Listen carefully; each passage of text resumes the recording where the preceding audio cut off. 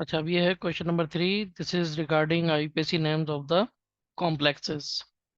अच्छा देखिए, यहाँ पे ये कॉम्प्लेक्स हो गया और ये कॉम्प्लेक्स ये आयन की फॉर्म में है और ये अपने मॉलिक्यूलर फॉर्म में मौजूद है। तो जो कॉम्प्लेक्स आयन की फॉर्म में होते हैं उनके नाम के आखिर में आयन का लिखना ज़रूरी है। अच्छा, ई एन आपको मालूम है कि इथिलीन डाइअमीन होता है ये एक ऑर्गेनिक लिगेंड है। और क्योंकि दो हैं तो ऑर्गेनिक लिगेंड के साथ हम यहाँ पे लिखेंगे बिस इथिलीन डाइअमीन, ई एन इथिलीन डाइअमीन। और जब ये वाला डाइअमीन है तो इसमें जो है सिंगल एन आता है। ठीक है, तो सिंगल एम आता है, सॉरी, एम जो है एक आएगा, इस इथिलीन डाइअमीन। अच्छा, उसके साथ ट्रांजिशन मेटल कौन है? कॉपर।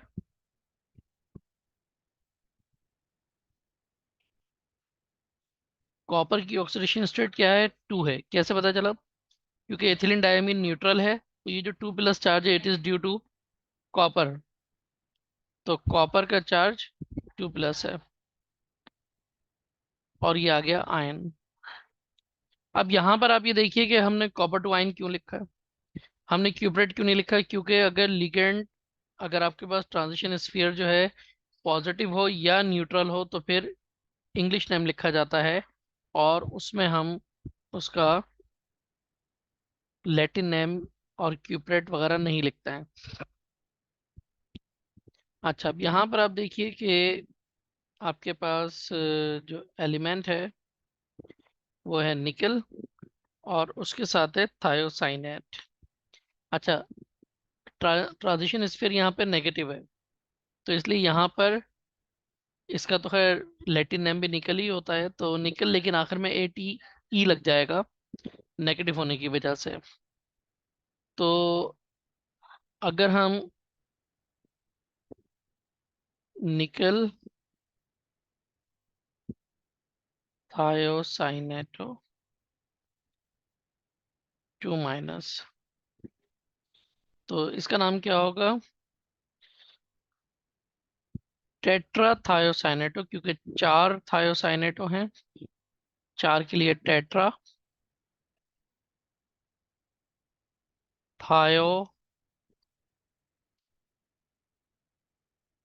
थायोसाइनेटो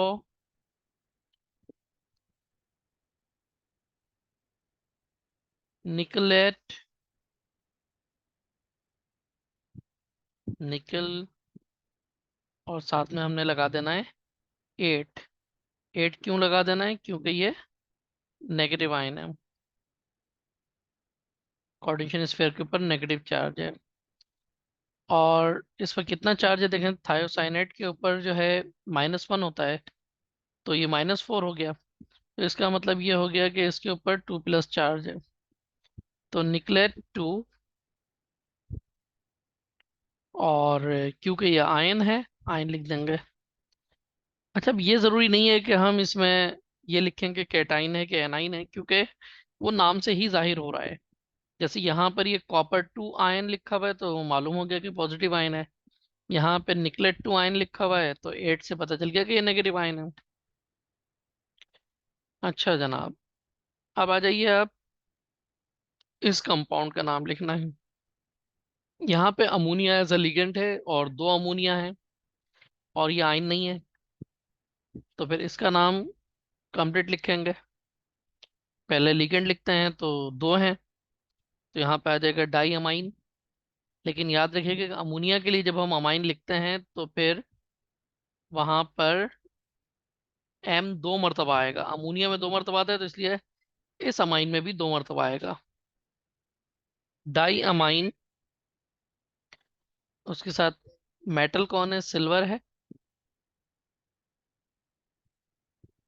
अच्छा, सिल्वर को हम सिल्वर ही लिखेंगे, क्यों?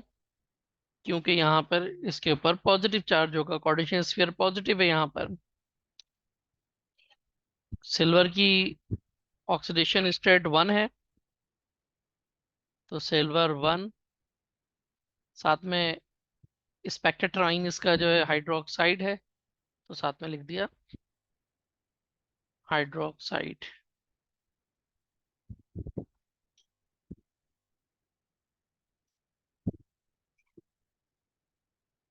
अच्छा, अब आ जाइए the last one. Last one है हमारे पास K3FeCN6। तो यहाँ पर अगर हम इसका चार्ज कैलकुलेट करें तो क्या देखें, इस K3 का मतलब ये हो गया कि कार्टेशियन स्फीयर के ऊपर भी 3 माइनस चार्ज है, और 6 यहाँ पर है, तो अब ये 3 माइनस चार्ज कैसे हो सकता है, क्योंकि ये तो -6 होता है। इसका मतलब है +3 ने इस -6 को कैंसिल आउट कर दिया, तो फिर इस वजह से इसका चार्ज जो है, ओवरऑल चार्ज 3 माइनस आ रहा है। तो अब यहाँ पर इसकी ऑक्सीडेशन स्टेट निकालना ज़रूरी होता है, लेकिन यहाँ पर क्योंकि स्पेक्ट्राइन पॉजिटिव है तो उसको पहले लिखना ज़रूरी है। तो हम सबसे पहले लिखेंगे पोटाशियम।